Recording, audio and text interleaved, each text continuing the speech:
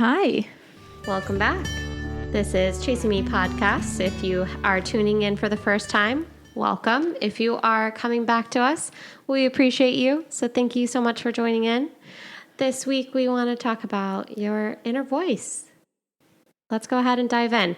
Erica, would you say that you have an inner voice? Yes.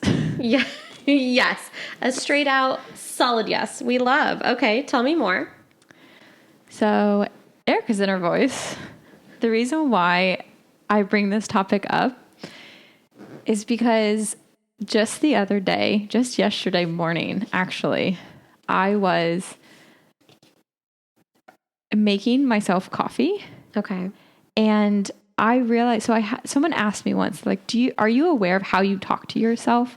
Like, first person, like, are you talking to yourself in, like, are your thoughts in first person, second, like, person, or third person? So, like, am I saying, I do this, I do that, or you do that, or Erica does that? And I realize that I speak to myself in the first person, which I've never identified before. But what was so interesting is that my inner voice, it tends to be back to last week we were talking about overthinking. And that is directly tied to my inner voice is what I've realized. Okay. And how my inner voice, sometimes it's not very loud. Mm-hmm. It just like skirts across the subconscious or conscious mind and makes me overthink. But I tend to have this inner voice that is more negative, I've also realized, than positive towards myself. Okay. So I have a very loud inner voice. You have a very loud inner voice. When do you think that this inner voice kind of came to consciousness? Only in like the last year have I actually been able to. Okay. Because they were just thoughts. I never thought about myself being able to go against what I was thinking. So you can battle yourself. And decisions are constantly just a battle with yourself.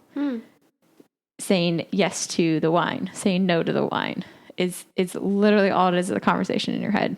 Mm-hmm. So relating those thoughts and those motivations or decisions to progress myself forward or not all comes down to that inner thought and that inner battle that I have with myself. Okay. So over the past year, I've been very aware of your inner voice. Yes. Nice. Yeah. How about yourself? I'm curious on how Alex speaks to herself. Out loud. I really do though. When I'm by myself, I talk to myself. It's not great, but Can you give me an example? Yeah, it's not I'm not a crazy person, but I'm definitely oh, Alex, well, you should probably not have done that. I just talk to myself as if, I don't know, I'm in the room with me while I'm doing things. Yeah, I think right before I came over, I was sitting writing something and I'm like, Erica, and I say my name out loud sometimes, but I don't have full sentence. I don't think, I can't sit here and be I've had conversations with myself. No. But I've definitely been well, you probably shouldn't have done that.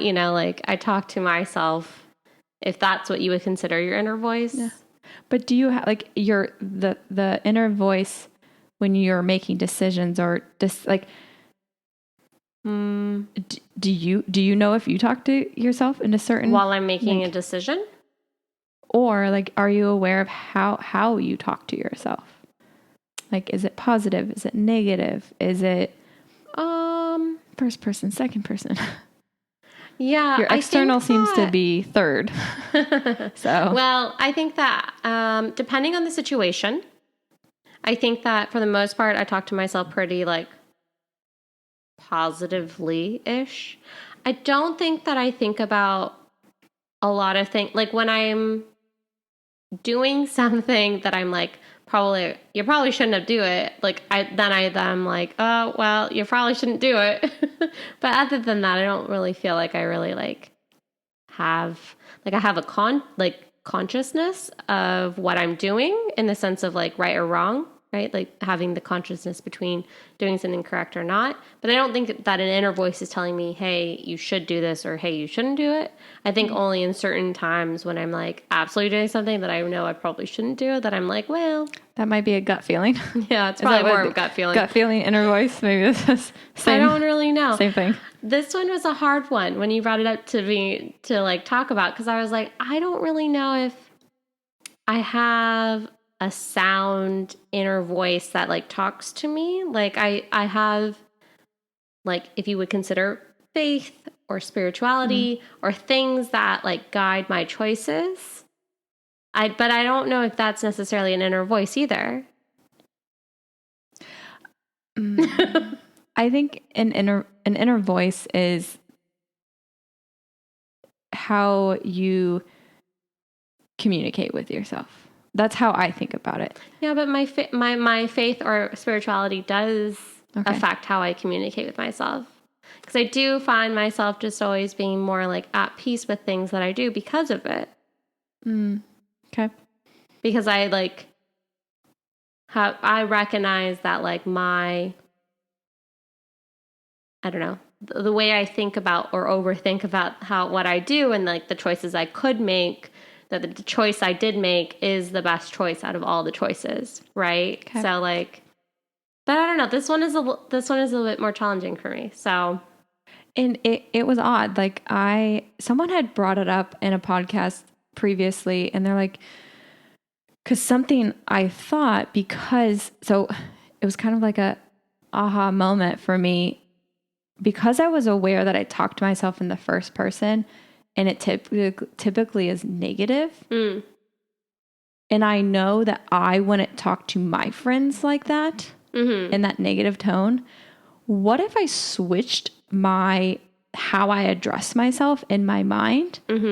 So it's like a friend is talking to myself, and I haven't tested it. It's hard to get there. I haven't tested it yet, but would I be nicer to myself? Would I be kind and caring? And like, I would never say the things I say to myself inside my mind to you, even though like I know they're not true. It's self-doubt. It's, fear. It's all those things we talked about a little bit last week, wrapped up into a tight little ball, and it keeps me from doing things. And I'm like, or it's back to being hard on myself. I'm very hard. So maybe it's not negativity. I'm being very hard on myself, very critical of myself. And I do that though. I don't know if that's. Yeah. So I guess maybe when I talk about an inner voice, I'm trying to be more aware of how I talk to myself, like actually communicate with myself in my mind in like full sentences, not just like a feeling or action. Okay. It's how I make a decision, how I go about, because you actually think about it. Yeah. While talking to yourself in some way or form. Yeah. Okay. I'm trying to get to a point where I'm addressing myself differently in my mind to be kinder to myself and less critical.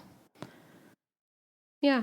I just say things out loud for everyone to hear. So it's worked out well. A lot of people are like, you're overcomplicating it. And I'm like, no, I'm not.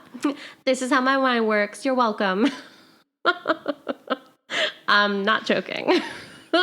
I'm very serious. And family will tell you, as well as coworkers. Because I just tell people exactly how I'm thinking and what I'm thinking. And I'm like, wow, because of this, and this, then we need to do this. And like, this is how this is going to react. And they're like, okay, that was a bit intense. And I'm like, yeah, but then by that point, we're going to be covered and we don't have to worry about anything. So I don't know. It really works. Just like telling people things is what I'm going to say. Because I've like started to just tell people in a like nice way, not like mean things, but just like productive conversation thoughts versus keeping it inwards and to yourself. And then you're like alone in it. I would say like But talk to these somebody. these aren't thoughts that they're. Yeah, but like those thoughts about yourself, like I even tell. You want me to become a crazy person? Start walking around? You need to tell other people how you feel. You can't only be like. You mean expressing myself to people? Yes.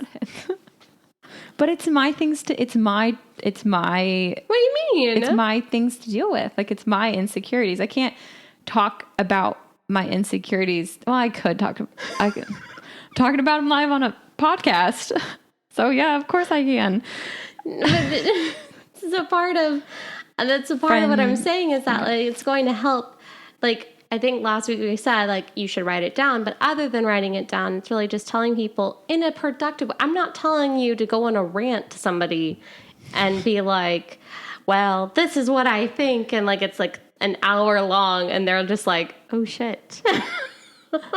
This seems like you need therapy. Like that's not what I'm saying. Therapy. But I think that there are ways in daily, like let's say career, your job. I think there are ways to get across how you're feeling in certain situations where your inner voice is being negative towards yourself, where you can express how you're feeling towards others for them to either validate or like validate your feelings in one of two ways, either positive or negative, being like, oh, great, thanks for sharing that, or like, absolutely not, maybe this isn't the time or place, right? And then it gauges how you can react towards other situations, if that makes sense, which I'm not sure. It does. It does make sense. I think, though, that unfortunately, I spoke to Nikki about this a couple months ago, I think already, and unfortunately, I've been such a broken record with certain topics like that I'm constantly overthinking or battling myself with. Okay. I've shared them with friends, and it's like the boy who cried wolf. Like every single time I say it, I'm not doing anything to change it. But it's like at a certain point, you become immune to someone saying like, oh yeah, like being critical of myself because I'm not as far up in my career or something. Like at a certain point, people, even your friends, you tune out. If I repeated the same thing to you every single day, by like the 4th or 40th day, you would not listen. Here's what I will say to that is that as you know, because you've been one of my longest friends, I have said the same things for the last 10 plus years that we've been friends. And I think that your answers have not been different.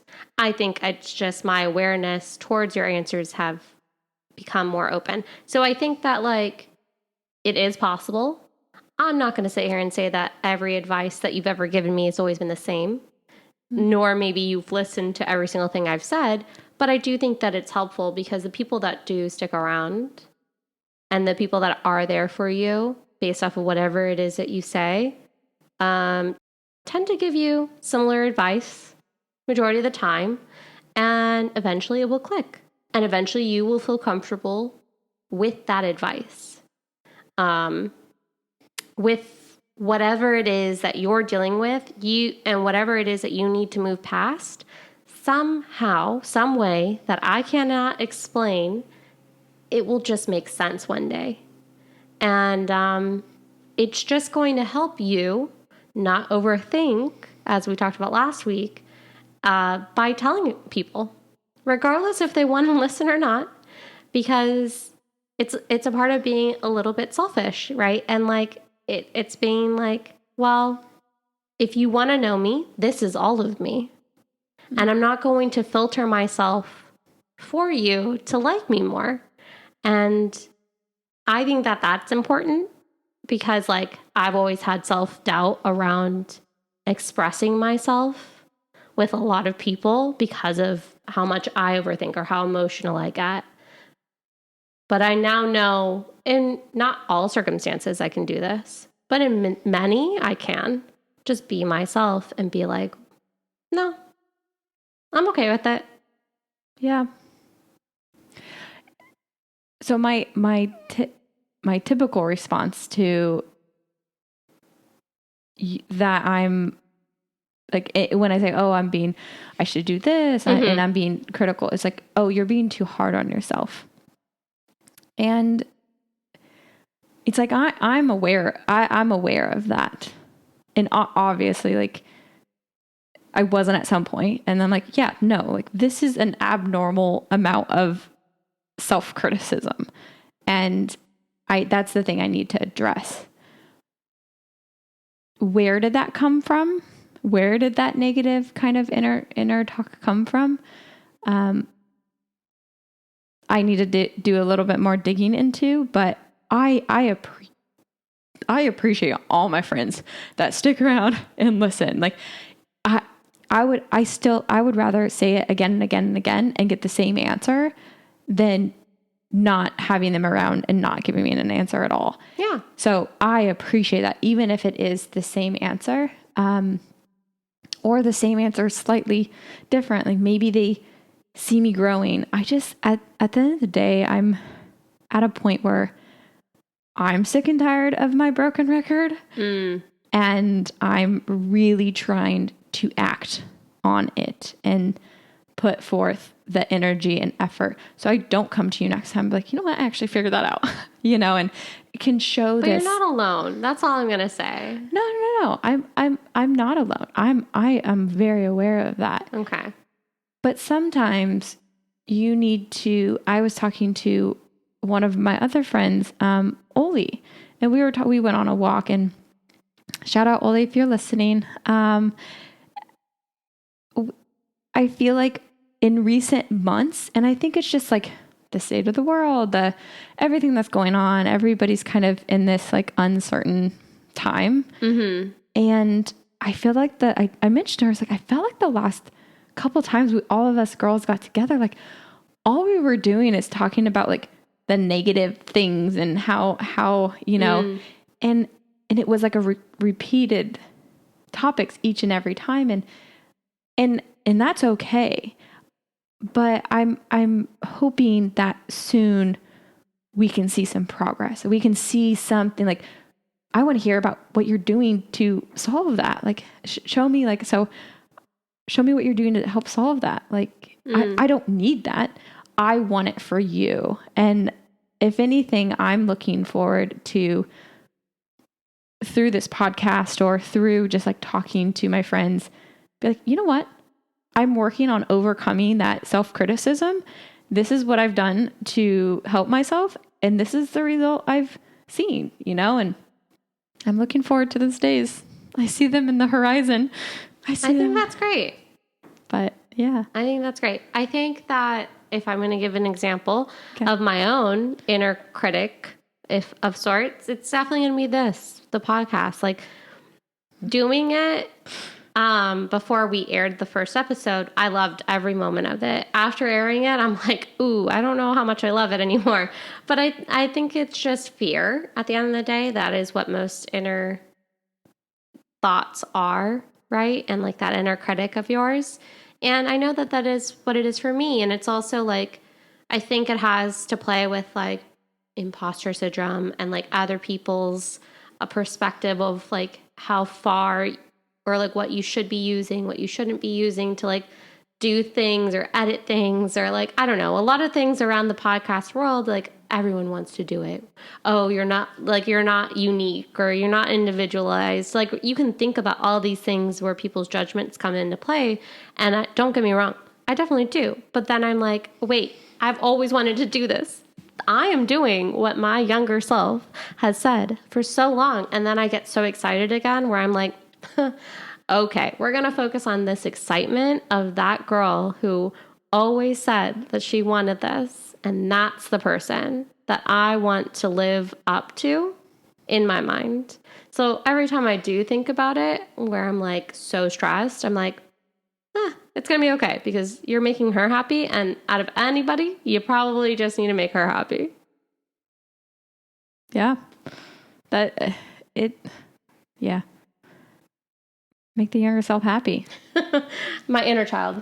My inner child. If we talk about inner voice, inner child, children. But I think my question, I did write it down, which was, our inner voices. So do you think that your inner voice really developed through any factors, whether that's in your life that has previously happened, or like what really has shaped its tone and the whole context of how you speak to yourself?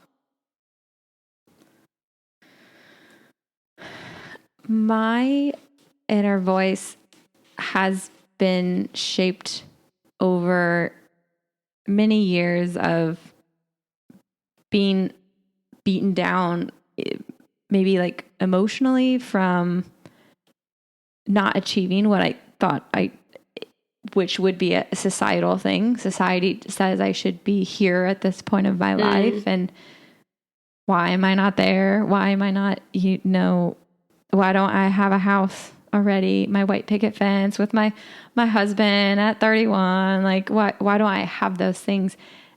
And the only way you can go is inward. So like, what is wrong with me? What am I missing? So then that self-criticism kind of really starts to kick in. And I think growing up in Kansas, also there's a disconnect between that, how you grow up and your life is in Kansas versus California. Like in Kansas, typically most people are married by like right out of college. Like a lot of my high school friends were married a couple years out of college. They're already on their second, third child. And I feel like I haven't even started that point of my life. So for me, it's definitely being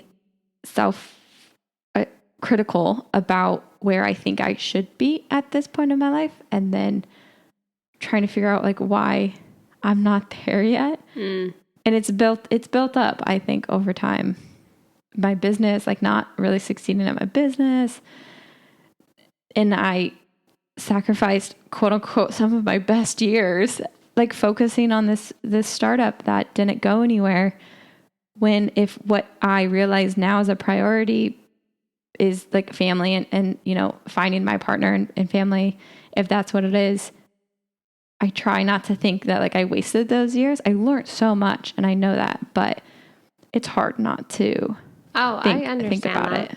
So that's the thing that comes kind of first of my mind, is the world telling me I should be something. And I think you mentioned it, even like social media telling us we should be a certain way, look a certain way, that I have to share my life on social media all the time. So I was listening to a podcast the other day it was on Instagram. Someone asked, they're like, ask yourself these questions. They're like, if social media didn't exist and you couldn't show off achievements in your life, what would you actually go chase? Or like, I say that because we have a Chasing Me podcast, but what are the things that you would want? Because when you start reflecting, sometimes what you realize you're striving for is just based on your ego and your ability to go show it to the world. It's an ego boost for you. You don't actually want it. Your ego just needs to get boosted or stroked or whatever. Like if social media didn't exist and you could not showcase your achievements in life, how would you, that I was like, whoa. And I don't post that much, but it's hard not to think about it. Are you doing this more for other people than you are even yourself? I'm doing it for both. If you're going to actually ask me. I love it. I think I just like the mic, to be completely honest. It's really fun.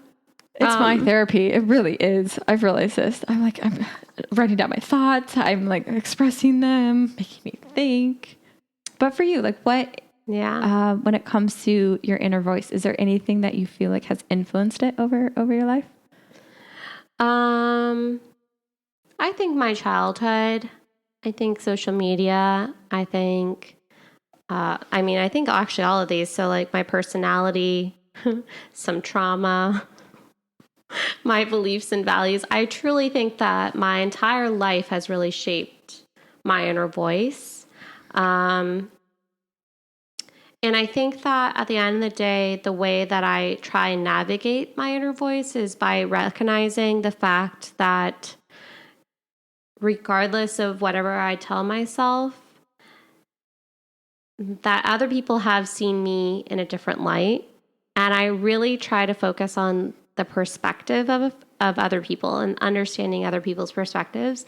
I've always loved, and I think that's why I wanted to do a podcast, because eventually I hope to have guests on, and I hope that we can get other people's perspectives other than ours. Because there's nothing more than I love than sitting down with somebody and being like, tell me about your life. I will say, I'm sure Erica could tell you, it's like how many times that after a night out, I'm all like, let me tell you about this person's life. She's like, how in the last 10 minutes did you find out their entire life story? And I'm like, because this is what I'm meant for. You have a true gift. It's either that or I do 20 questions. What's the difference if it's natural? I mean, I feel like it flows a little bit better than 20 questions, but I really do love it. And I try to tell my inner voice that. I'm like very, very happy knowing, even at my like most critical, and I'm always so critical. I have to edit these videos. Like I am so critical of myself.